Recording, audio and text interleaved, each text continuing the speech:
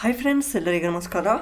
ಇವತ್ತಿನ ಈ ಒಂದು ಸಂಚಿಕೆಯಲ್ಲಿ ಪ್ರೀವಿಯಸ್ ಇಯರ್ ಎಕ್ಸಾಮ್ಗಳಲ್ಲಿ ಕೇಳಲಾದಂಥ GK ಪ್ರಶ್ನೆಗಳನ್ನು ಇಲ್ಲಿ ಚರ್ಚೆ ಮಾಡುವ. ಇಲ್ಲಿ ಮೊದಲ ಕ್ವಶನ್ ನೋಡಿ. ಈ ಕೆಳಗೆ ತಿಳಿಸಿದ ಯಾವ ಸಂಸ್ಕೃತ ಪಠ್ಯದಲ್ಲಿ ಕರ್ನಾಟಕವನ್ನು ಪ್ರಧಾನವಾಗಿ ಪ್ರಸ್ತಾಪಿಸಲಾಗಿದೆ?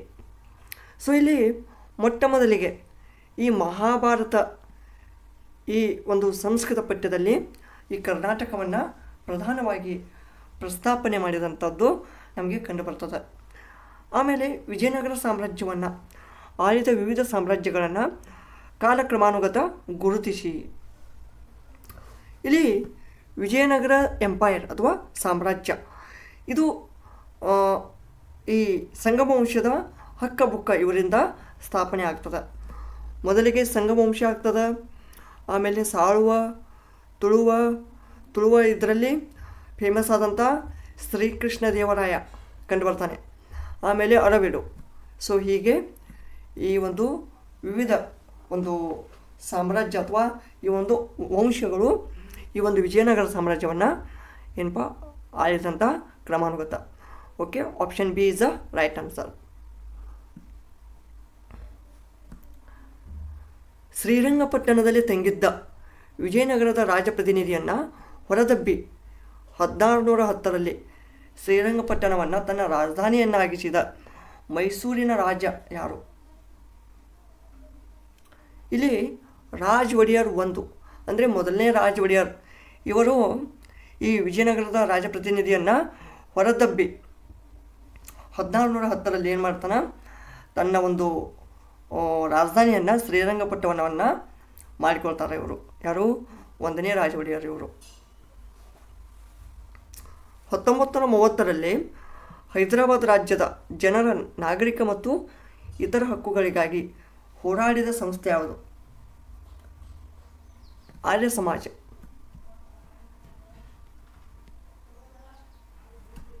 ಮಾತೃಭಾಷಾ ಪತ್ರಿಕೆ ಕಾಯ್ದೆಯನ್ನು ರದ್ದು ಮಾಡಿದವರು ಲಾರ್ಡ್ ರಿಪ್ಪನ್ ಇದು ಕರೆಕ್ಟ್ ಆಗುತ್ತೆ.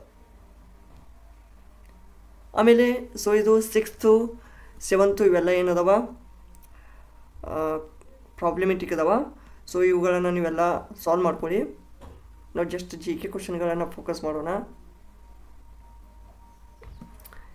ಈ ಕೆಳಗೆ ಕೊಟ್ಟವರಲ್ಲಿ ಯಾರ ಒಂದು ಅಧ್ಯಕ್ಷತೆಯಲ್ಲಿ ಕಾಕೋರಿ ಮೊಕದ್ದಮೆಯ ಆರೋಪಗಳನ್ನು ಸಮರ್ಥಿಸುವ ಸಮಿತಿಯ ರಚನೆಯಾಯಿತು?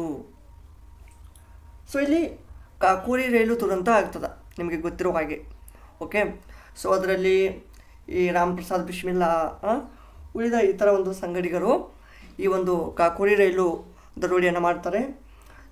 ಈ ಒಂದು ಮೊಕದ್ದಮೆಯ ಕುರಿತು ಆರೋಪಗಳನ್ನು ಸಮರ್ಥಿಸುವ ಸಲುವಾಗಿ ಮೋತಿಲಾಲ್ ನೆಹರು ಅವರ ಒಂದು ಸಮಿತಿಯು ರಚನೆ ಆಗ್ತದೆ. ಆಪ್ಷನ್ ಡಿ ಕರೆಕ್ಟ್ ಆಗುತ್ತಾ? ಈ ಕೆಳಗಿನ ಯಾರ ಆಳ್ವಿಕೆಯಲ್ಲಿ ಅಷ್ಟದಿಗ್ಗಜರು ಭಾಗಿಯಾಗಿರ್ತಾರೆ? ಅಷ್ಟದಿಗ್ಗಜರು ಕೃಷ್ಣದೇವರಾಯ.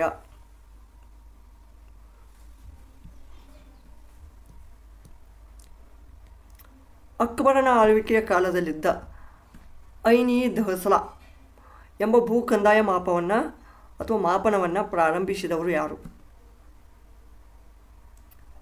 ತೋಡರಮಲ್ಲ. ರಾಜ ತೋಡರಮಲ್ಲ. ಐನ್-ಇ-ದಹ್ಸಲಾ ನೆನಪಿರಲಿ.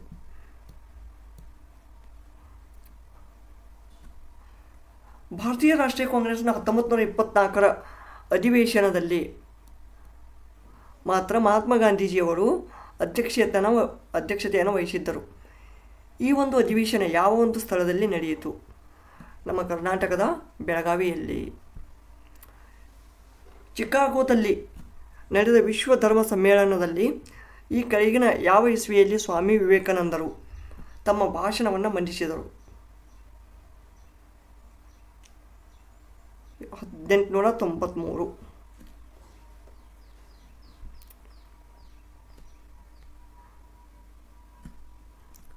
ಭಾರತದಲ್ಲಿ ಜೀವ ವೈವಿಧ್ಯತೆ ಶ್ರೀಮಂತವಾಗಿರುವ ಪ್ರದೇಶ ಯಾವುದು? ಅಥವಾ ಬಯೋಡೈವರ್ಸಿಟಿ ಅಂತ ಅಂತೀವಿ ನಾವು. ಅದು ವೆಸ್ಟರ್ನ್ ಘಾಟ್ಸ್, ದಟ್ ಈಸ್ ಪಶ್ಚಿಮ ಘಟ್ಟಗಳು. ಪಶ್ಚಿಮ ಘಟ್ಟ ಅಂದರೆ ಯಾವು? ಈ ರೀತಿ ನೀವು ಭಾರತವನ್ನು ನೋಡ್ಬೋದು. ಓಕೆ, ಗುಜರಾತ್, ಆಮೇಲೆ ಈ ರೀತಿಯಾಗಿ ಕಾಣ್ತೀರಿ.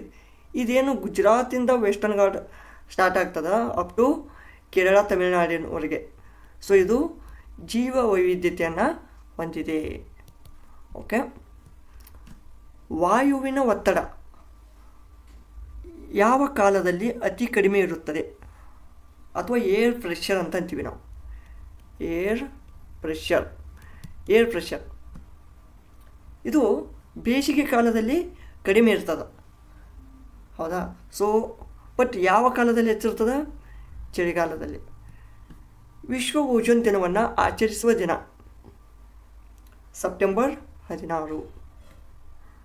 ಓಜೋನ್ ಇದನ್ನು O3 ಅಂತ ನಾವು ಇಂಡಿಕೇಟ್ ಮಾಡ್ತೀವಿ.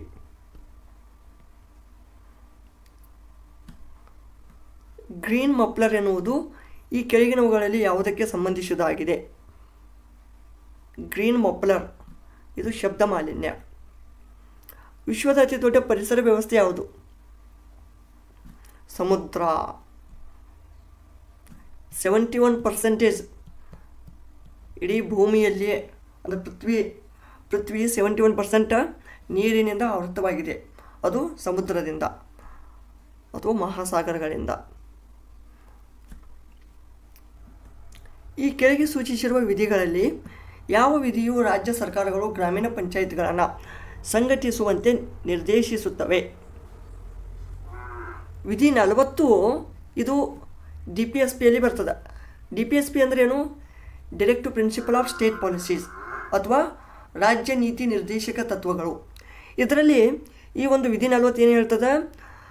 ಗ್ರಾಮ ಪಂಚಾಯಿತಿಗಳನ್ನು ಹೊಂದಿರಬೇಕು. ಓಕೆ. ಸೊ ಇವು ಎಲ್ಲ ಗಾಂಧಿ ತತ್ವಗಳಲ್ಲಿ ಬರ್ತವೆ. ಗಾಂಧಿ ತತ್ವ. ಓಕೆ.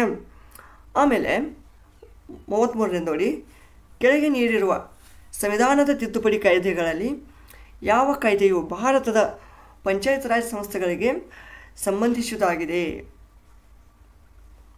73ನೇ ತಿದ್ದುಪಡಿ ಕಾಯ್ದೆ ಪಂಚಾಯತ್ ರಾಜ್ 1992ರಲ್ಲಿ. ಪಂಚಾಯತ್ ರಾಜ್ ದಿವಸವನ್ನು ಏಪ್ರಿಲ್ 24ರಂದು ಆಚರಿಸುತ್ತಾರೆ.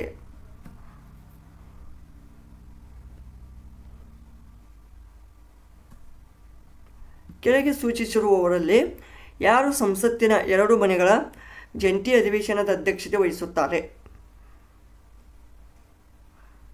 ನೋಡಿ, ಏನಾದರೂ ಒಂದು ಮಸೂದೆ ಒಂದು ಬಿಲ್ಲನ್ನು ಪಾಸ್ ಮಾಡುವ ಟೈಮಲ್ಲಿ ಏನಾದರೂ ಸ್ವಲ್ಪ ಭಿನ್ನಾಭಿಪ್ರಾಯ ಉಂಟಾದಲ್ಲಿ ರಾಷ್ಟ್ರಪತಿಗಳು ಏನು ಮಾಡ್ತಾರೆ? ಈ ಜಂಟಿ ಅಧಿವೇಶನವನ್ನು ಕರೆಯುತ್ತಾರೆ. ಬಟ್ ಅದರ ಒಂದು ಅಧ್ಯಕ್ಷತೆಯನ್ನು ಲೋಕಸಭೆಯ ಸ್ಪೀಕರ್ ಇವರು ವಹಿಸಿಕೊಳ್ತಾರೆ.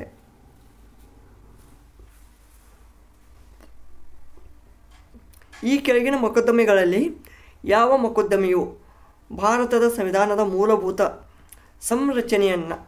ಸಂರಚನೆಯ ವಿಚಾರವನ್ನು ಪ್ರತಿಪಾದಿಸಿದೆ? ಸೊ ಇಲ್ಲಿ ಕೊಟ್ಟಂಥ ಆಪ್ಷನ್ಗಳಲ್ಲಿ ಯಾವುದೂ ಆಗಲ್ಲ, ಮೇಲಿನ ಯಾವುದೂ ಅಲ್ಲ. ಬಟ್ ಅದು ಯಾವುದಿದೆ ಅಂತ ಕಾಮೆಂಟಲ್ಲಿ ತಿಳಿಸಿ.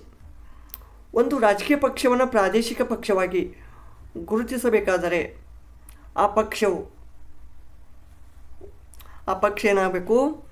ಲೋಕಸಭಾ ಮತ್ತು ವಿಧಾನಸಭಾ ಚುನಾವಣೆಗಳಲ್ಲಿ ಈ ಎರಡರಲ್ಲೂ 6% ಮತಗಳನ್ನು ಗಳಿಸಿರಬೇಕು. ನೋಡಿರಿ, ನೆನಪಿಡ್ರಿ. ಈಗ ಯಾವುದೇ ಒಂದು ರಾಜಕೀಯ ಪಕ್ಷ ಇದೆ. ಓಕೆ. ಈಗ ನೀವು ಯಾವುದೇ ಒಂದು ಪಕ್ಷವನ್ನು ತೆಗೆದ್ರೆ ಸೊ ಅದು ಒಂದು ಪ್ರಾದೇಶಿಕ ಪಕ್ಷವಾಗಿ ಅನ್ಬೇಕಂದ್ರೆ, ಈಗ ಫಾರ್ ಎಕ್ಸಾಂಪಲ್ಲು ಈಗ ನ್ಯಾಷನಲ್ ಪಾರ್ಟೀಸ್ ಅಂತ ಅದಾವ. BJP, ಆಮೇಲೆ ಕಾಂಗ್ರೆಸ್, ಆಮೇಲೆ ಆಮ್ ಆದ್ಮಿ ಪಾರ್ಟಿ. ಸೊ ಹೀಗೆ ಕೆಲವೊಂದು, ಮತ್ತು ತೃಣಮೂಲ ಕಾಂಗ್ರೆಸ್ಸು, ಸಮಾಜವಾದಿ ಪಾರ್ಟಿ, ಹೀಗೆ ಕೆಲವೊಂದು ಹೀಗೆ ಪ್ರಾದೇಶಿಕ ಪಕ್ಷವಾಗಿ ಅವುಗಳನ್ನು ಐಡೆಂಟಿಫೈ ಮಾಡಬೇಕಂದ್ರೆ ಅವರು ಲೋಕಸಭಾ ಸೀಟ್ಗಳಲ್ಲಿ ಮತ್ತು ವಿಧಾನಸಭೆಗಳಲ್ಲಿ ಈ ಎರಡೂ ಚುನಾವಣೆಗಳಲ್ಲಿ 6% ವೋಟ್ಸ್ಗಳನ್ನು ಗಳಿಸಬೇಕು. ಚುನಾವಣಾ ಆಯುಕ್ತರನ್ನು ಇವರು ಉಚ್ಚಾಟಿಸಬಹುದು. ಚುನಾವಣಾ ಆಯುಕ್ತರನ್ನು ಇವರು ಮುಖ್ಯ ಚುನಾವಣಾ ಆಯುಕ್ತರ ಒಂದು ಶಿಫಾರಸಿನ ಮೇರೆಗೆ ರಾಷ್ಟ್ರಪತಿಗಳು ಅವರನ್ನು ಉಚ್ಚಾಟನೆ ಮಾಡಬಹುದು. ಸರ್ವೋಚ್ಚ ನ್ಯಾಯಾಲಯದ ನ್ಯಾಯಾಧೀಶರು ಇವರಿಗೆ ಪತ್ರ ಬರೆಯುವ ಮೂಲಕ ರಾಜೀನಾಮೆ ನೀಡಬಹುದಾಗಿದೆ. ರಾಷ್ಟ್ರಪತಿಯವರಿಗೆ. ರಾಜ್ಯಸಭೆಯ ಬಗೆಗೆ ಈ ಕೆಳಗಿನ ಹೇಳಿಕೆಗಳಲ್ಲಿ ಯಾವುವು ಸರಿ? ರಾಜ್ಯಸಭೆ. ಸೊ ಇಲ್ಲಿ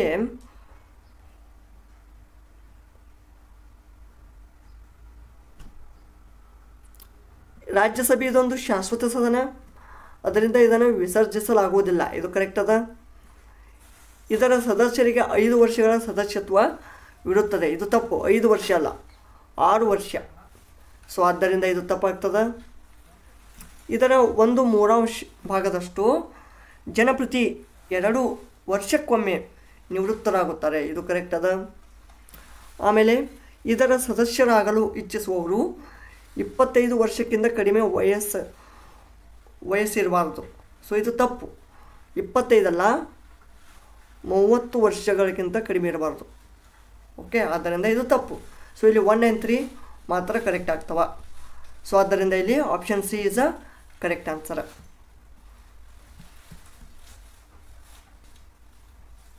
ಆಮೇಲೆ ಭಾರತದ ಸಂಸತ್ತು ಏನೇನೆಲ್ಲ ಒಳಗೊಂಡಿದೆ? ಸೊ ಇಲ್ಲಿ ಭಾರತದ ಸಂಸತ್ತು ಅಂದ್ರೆ ಅದರಲ್ಲಿ ಲೋಕಸಭೆ, ರಾಜ್ಯಸಭೆ ಬರ್ತದೆ ಮತ್ತು ಇದರ ನಡುವಿನ ಕೊಂಡಿಯಾಗಿ ರಾಷ್ಟ್ರಪತಿಯವರು ಬರ್ತಾರೆ. ಹೀಗೆ 1, 2, 3 ಅಷ್ಟು ಕರೆಕ್ಟ್ ಆಗ್ತದೆ. ಭಾರತದ ಸಂಸತ್ತಿನ ಸಾರ್ವಜನಿಕ ಲೆಕ್ಕಪತ್ರ ಸಮಿತಿಯ ಅಧ್ಯಕ್ಷರನ್ನು ಯಾರು ನೇಮಿಸುತ್ತಾರೆ? ನೋಡಿ, ಸಾರ್ವಜನಿಕ ಲೆಕ್ಕಪತ್ರ ಸಮಿತಿಯ ಅಧ್ಯಕ್ಷರನ್ನು ಲೋಕಸಭೆ ಸ್ಪೀಕರ್ ಇವರು ಆಯ್ಕೆ ಮಾಡ್ತಾರೆ. ಆಮೇಲೆ ಕಾರ್ಬೋಹೈಡ್ರೇಟ್ಗಳು ಇವುಗಳ ಮಿಶ್ರಣದಿಂದಾಗಿವೆ. ಒಂದು ಕಾರ್ಬನ್, ಒಂದು ಆಕ್ಸಿಜನ್ ಮತ್ತೊಂದು hydrogen. So option B is a correct answer. Dry ice ಅಂದ್ರೆ ಘನ ಇಂಗಾಲದ ಡೈಆಕ್ಸೈಡ್ ಅಥವಾ ಸಾಲಿಡ್ CO2. ಇದಕ್ಕೆ ನಾವು ಏನಂತೀವಿ? Dry ice. ಬ್ಯಾಟರಿಗಳ ಶೇಖರಣೆಗಾಗಿ ಬಳಸುವ ಲೋಹ ಸೀಸ ಅಥವಾ ಲೆಡ್.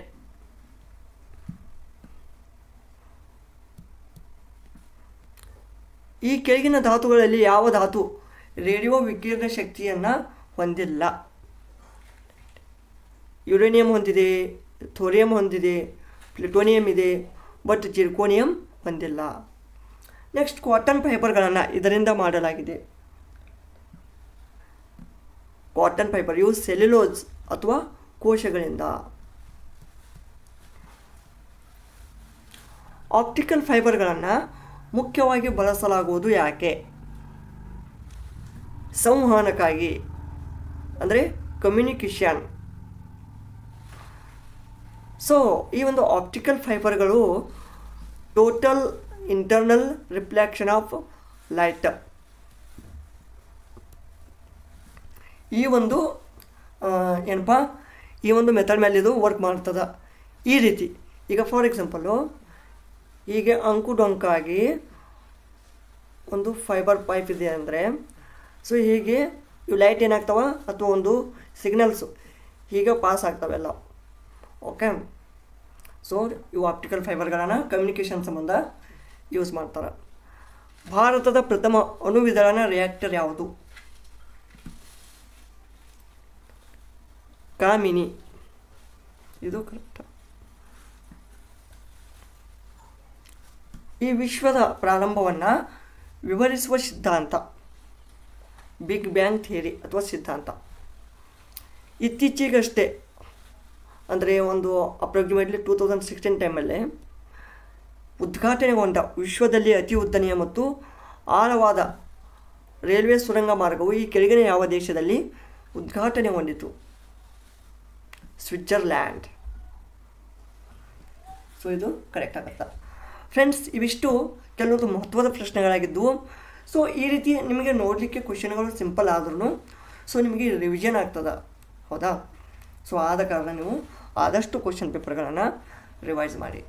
ಸೊ ಈ ಒಂದು ವಿಡಿಯೋ ಇಷ್ಟವಾದಲ್ಲಿ ಲೈಕ್ ಮಾಡಿ, ಕಮೆಂಟ್ ಮಾಡಿ ಹಾಗೂ ತಪ್ಪದೇ ಸಬ್ಸ್ಕ್ರೈಬ್ ಮಾಡಿಕೊಳ್ಳಿ.